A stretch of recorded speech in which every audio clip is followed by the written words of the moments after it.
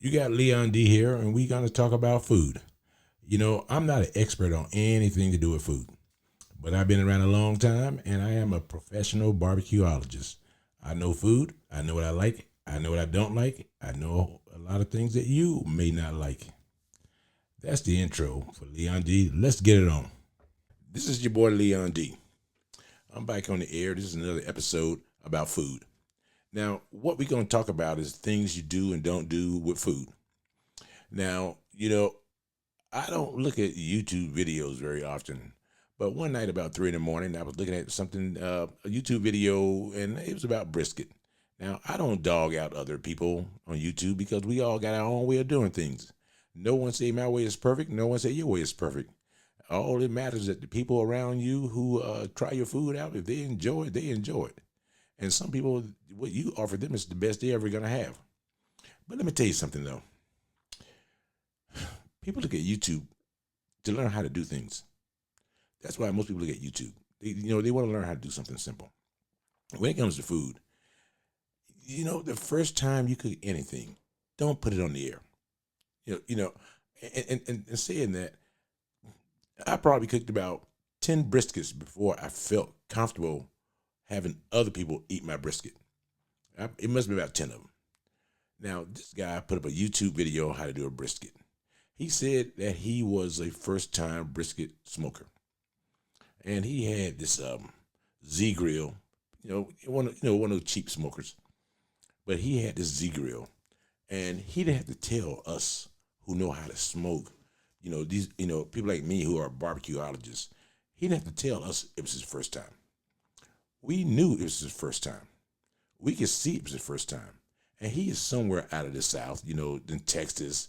And it was something like NBC Outdoors or CNB Outdoors TV or something like that. But it was something that was, and you could tell he was very new at it. Very, very poor editing. But here's the deal, though. He had on white cotton gloves.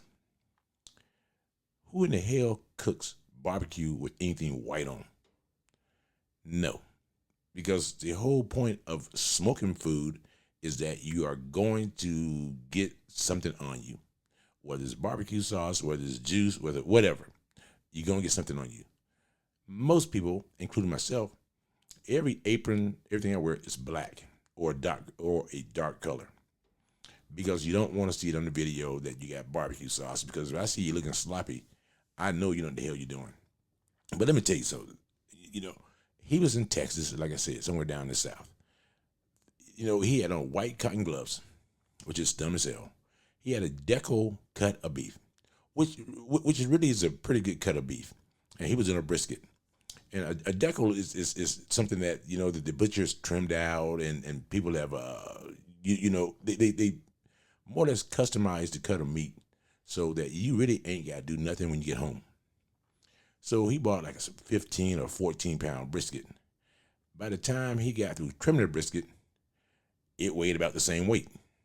I don't know how this is possible, because I saw a lot of fat. I saw the fat cap. I saw a lot of things on it. And the fat cap must have been about 2 inches thick, maybe a good inch and a half thick, to be honest about it. Well, as he trimmed it, you could tell he had never looked at a video or read a book. The first time you cook anything, people, look at a recipe, because that gives you a starting point. That gives you the base.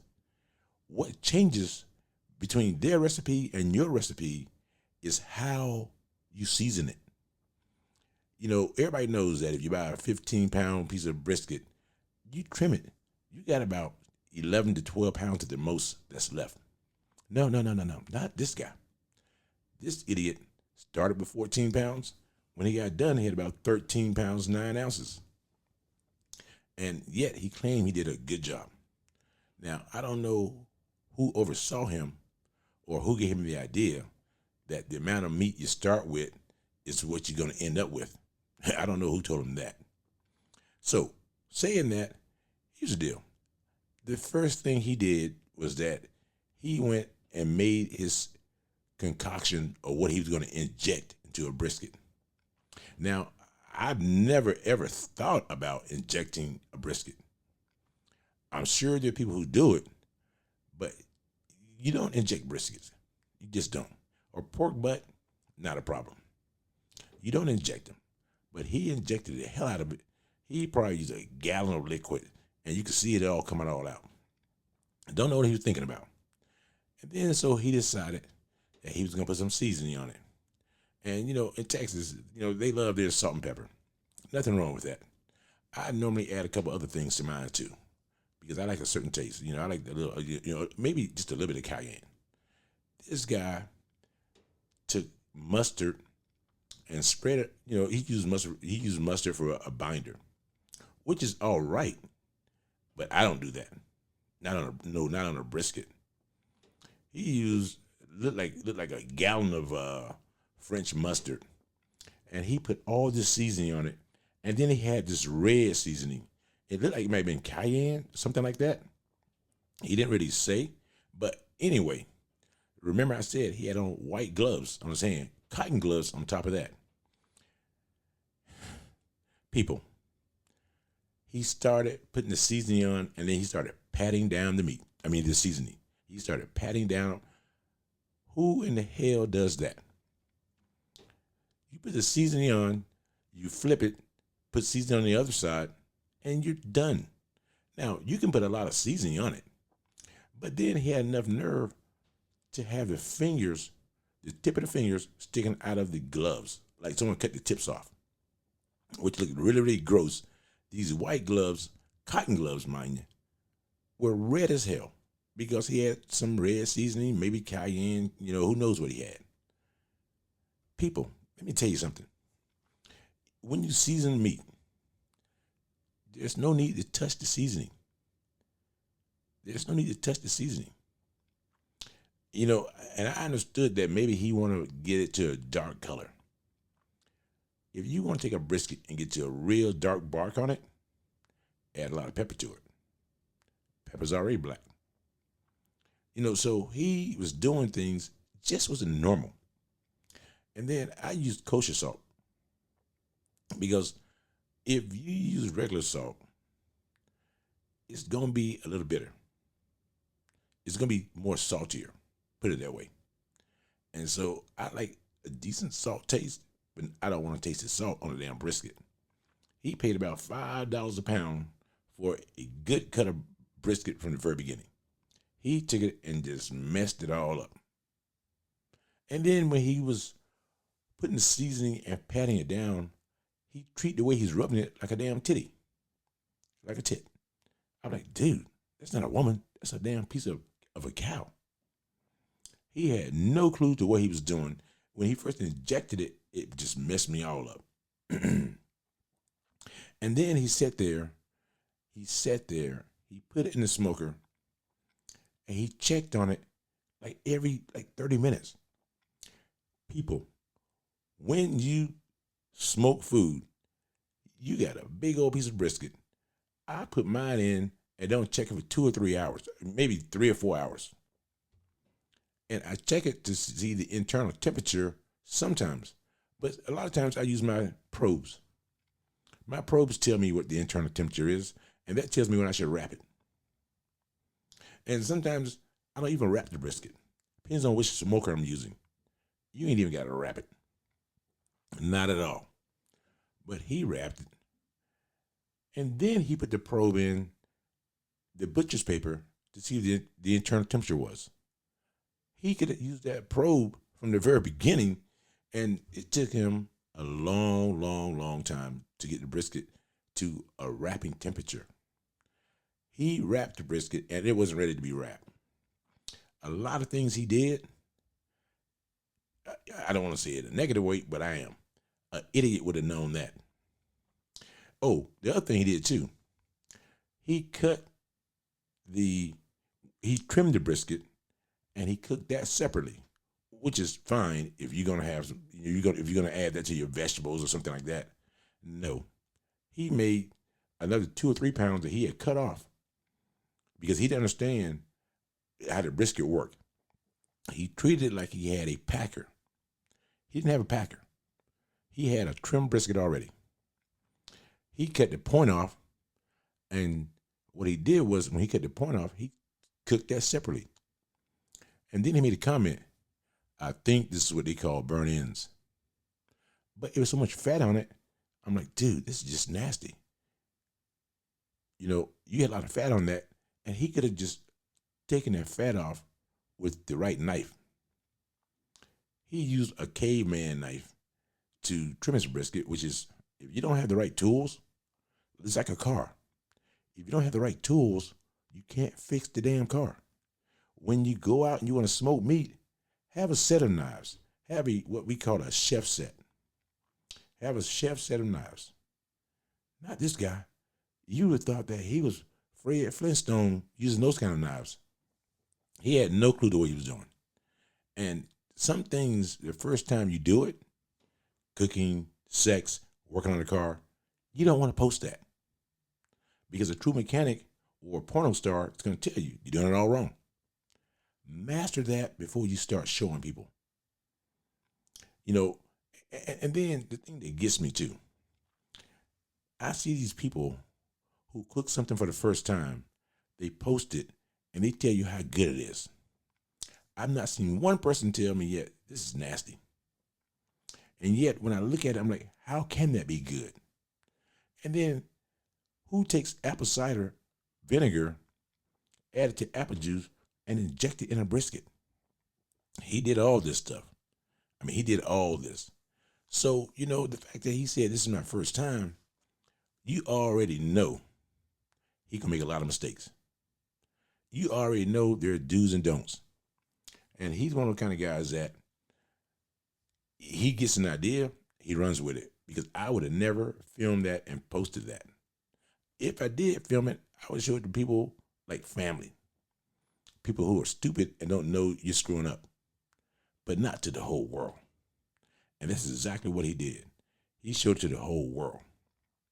And my whole point is that, like I said earlier, master it before you show it to somebody else or you give it to somebody else. So he cooked it. He got done with it. He was all proud of himself. He was all happy with himself. And nothing wrong with that at all. And I was kind of like, that couldn't have been good. Because he injected a lot of liquid in it.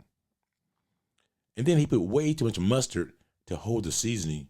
And everybody knows if you put seasoning on fat, on a smoker, or on a frying pan, wherever, outside of an oven, it's going to fall off. It's going to fall off. And then he was so focused on seasoning the sides of the brisket. You know, 90% of the seasoning should go in the top or the bottom. It should be a combination of both. 45, 45. On the sides, you put a light layer. He didn't do none of that. He had the sides probably an inch thick of seasoning. Now, plus you ran out of seasoning too. You don't run out of seasoning. You should know how much seasoning you got and what you're going to cook before you start. Now, only an idiot, and I've seen it before, I'm out of this seasoning that I bought. No, I've never ran out of seasoning because I would not start using it if I don't see enough. It's kind of like when people only got one tank of propane for their barbecue grill or for the, you know, for one of the grills they have, and you run out halfway through while you're cooking. That is just flat out stupidity. But people do it. I've never done it because I'm prepared.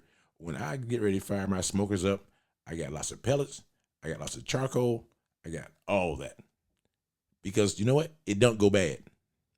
It don't go bad, people. It's kind of like toilet paper. It never goes bad unless it's toilet paper, only if it gets wet. Pellets, only if it gets wet. Charcoal don't go bad when it gets wet.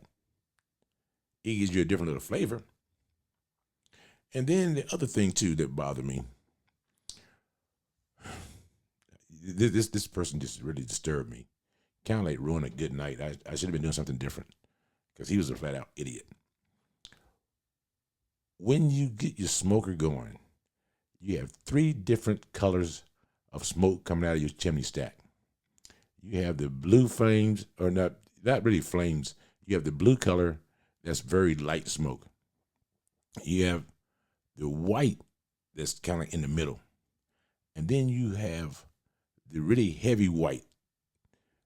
Here's how it works. When you get the heavy white, you got what we call dirty smoke. When you get the light white, that's the perfect smoke.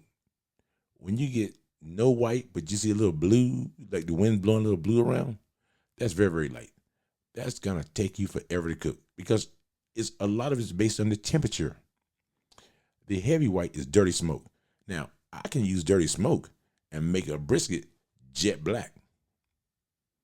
I can do that, and that's very simple. It ain't gonna taste the same because you got a lot more smoke on it, and it's gonna give you a little bitter taste. But presentation-wise, it's gonna look perfect, and it will cook and smoke quicker. It'll get the temperature quicker. See, that means that you got it at 180 degrees, and then you're gonna crank it up to 300. And then what was funny about him was that he really had a problem with his temperature settings on his Z grill because they didn't have a 200-degree mark. People, you ain't got to have a temperature.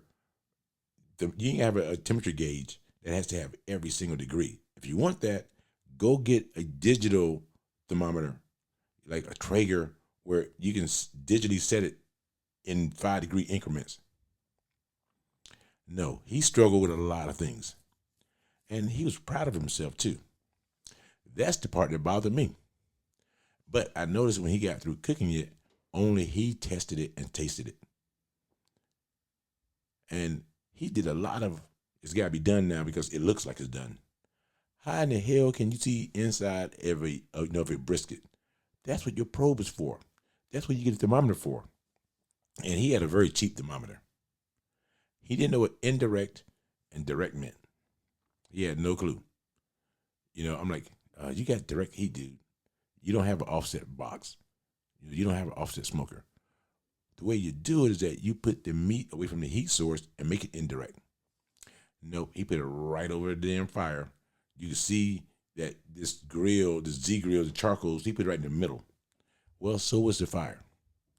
And then the fact that grease was dropping a lot because he filled up the bottom with grease. That told me that you didn't trim off enough fat. I don't get a lot of grease when I cook. If I do, it's only because the pork shoulder, and pork is just grease by itself anyway. But when I cook beef, I don't get a lot of fat. I don't get a lot of grease at all. Because when I buy my beef, I normally get 88/12. That way you don't start off with a 5-pound burger, it ends up being a 1/4 ounce when you finish because you got a 30/70, not 70/30, a 30/70. So the whole thing is when you film things and you post things, you kind of know what you're doing, know what you're talking about, because nobody wants to see you learn during my precious hours on this earth. No, I want to see you know what the hell you do. So that's this video about this particular site. Don't waste your time. I don't want to send people over there to look at it because he does a lot of things wrong. He seems like a nice country boy. I didn't say smart. I said nice. But he seems like he's learning in all his videos. And he follows me. But like I said, know what you're doing before you do it. Know what you're going to post before you post it. So this is your boy DJ Leon D saying, hey, some things, the first time you do them, you don't want to film them. Master it before you start filming it. Okay? DJ Leon D. Peace.